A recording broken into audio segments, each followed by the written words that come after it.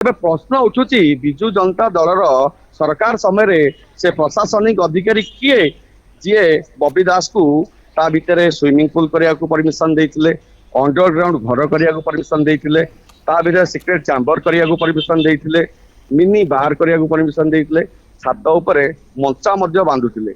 ଏ ସବୁ ଜିନିଷ ଯଦି ତଦନ୍ତ କରାଯିବ ଅନେକ ଘଟଣା ସାମ୍ନାକୁ ଆସିବ। ତେଣୁ ଘଟଣା ପ୍ରଘଟ ହେବା ପୂର୍ବରୁ ଏ ସମସ୍ତ ଜିନିଷକୁ ଚପେଇ ଦେବାକୁ ସେମାନେ ଉଦ୍ୟମ କରିଛନ୍ତି, ଯାହା ଫଳରେ ଆଜି এই ସ୍ଥିତି ଉପୁଜିଛି।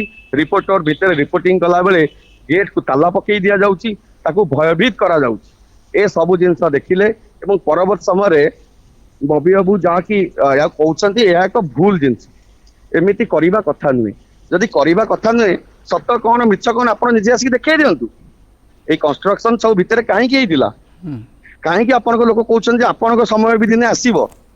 ଜଣେ ଗଣମାଧ୍ୟମ ପ୍ରତିନିଧି କି ଜଣେ କର୍ମଚାରୀ କହିବାକୁ ଏଭଳି ସାହସ କେମିତି କଲା ଯେ ଆପଣଙ୍କର ବି ଦିନେ ସମୟ ଆସିବ। ଜଣେ ଗଣମାଧ୍ୟମ ପ୍ରତିନିଧିର କେବେ ସମୟ ଆସେନି। ସରକାର ଆସନ୍ତି, ସରକାର ଯାଆନ୍ତି, ସେମାନେ ତାଙ୍କ ଡ୍ୟୁଟି କରିଚାଲନ୍ତି। ସତ ମିଛର ଖବର ସେମାନେ ଦେଖାନ୍ତି, ଆଉ ସେ ସତ ମିଛର ଖବର ଦେଖାଇବା ଭିତରେ ଇଏ ଗଣମାଧ୍ୟମର ପାଟିକି ଚାପି ଦେବା ପାଇଁ ଅପପ୍ରୟାସ କରିଛନ୍ତି। ଏ ସରକାର ମଧ୍ୟ ବିଗତ ଦିନରେ ଅନେକ ଲୋକଙ୍କ ପାଟିକୁ ଚାପିବାରେ ସମର୍ଥ ହୋଇଛି।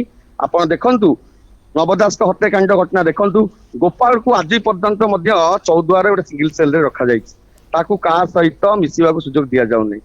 ପରବର୍ତ୍ତୀ ସମୟରେ ମମିତା ମେୟର ଘଟଣାରେ ଯୋଉ ଦିନ ହିୟରିଂ ହବ, କେସର ଫାଇନାଲ ଡିସିସନ ହବ, ସେଦିନ ସକାଳୁ ଯିଏ ଅଭିଯୁକ୍ତ ସେ ତାର ବୟାନ ଦବ, ସେଦିନ ଭୋରୁ ତାର ଜେଲରେ ମୃତ୍ୟୁ ହେଇଯାଉଛି।